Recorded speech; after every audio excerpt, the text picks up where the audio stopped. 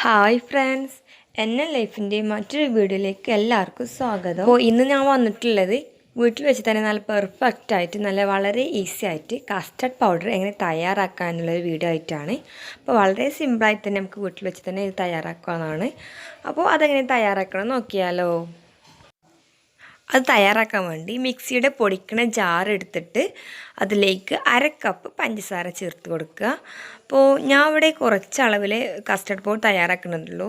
അപ്പോൾ അതിന് വേണ്ടിയാണ് 1/2 കപ്പ് എടുക്കുന്നത്. നിങ്ങൾ കൂടുതൽ എടുക്കുന്നുണ്ടെങ്കിൽ ഞാൻ എടുക്കുന്നതിൻ്റെ എല്ലാ അളവിലും ഇരട്ടിച്ചാൽ മതി. എന്നിട്ട് ഈ പഞ്ചസാര നന്നായിട്ടൊന്ന് പൊടിച്ചെടുത്ത് വരിക. അപ്പോൾ ഇതുപോലെ നന്നായിട്ട് പൊടിച്ചെടുക്കുക. ഇനി ഇതിലേക്ക് 1/4 കപ്പ് പാൽപ്പൊടി, നമ്മൾ സാധാ യൂസ് ചെയ്യണ ഏത് പാൽപ്പൊടി എടുക്കുക കേട്ടോ. 1/4 കപ്പ്, ഇപ്പം 1/2 കപ്പിൻ്റെ പകുതി കേട്ടോ എടുക്കുക. അതുപോലെ 1/4 കപ്പ്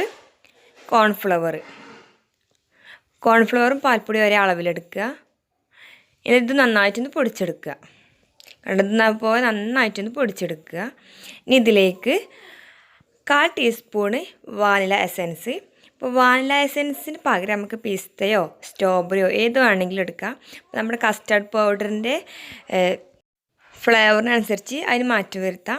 പിന്നെ കുറച്ച് 1/4 cup food colour, yellow food കളറും ചേർത്തിട്ട് നന്നായിട്ടൊന്ന് പൊടിച്ചെടുക്കുക. ഇതുപോലെ നന്നായിട്ടൊന്ന് പൊടിച്ചെടുക്കുക. അപ്പോൾ നമ്മുടെ കസ്റ്റർഡ് പൗഡർ ഇവിടെ റെഡി ആയിട്ടുണ്ട്. അപ്പോൾ ഇത്ര വളരെ ഈസി ആയിട്ട് നമുക്ക് തന്നെ തയ്യാറാക്കാൻ പറ്റും. ഇനി ഇത് ഉപയോഗിച്ച് നമുക്ക് പലതരം പലഹാരങ്ങളോ വിഭവങ്ങളൊക്കെ തയ്യാറാക്കാം കേട്ടോ.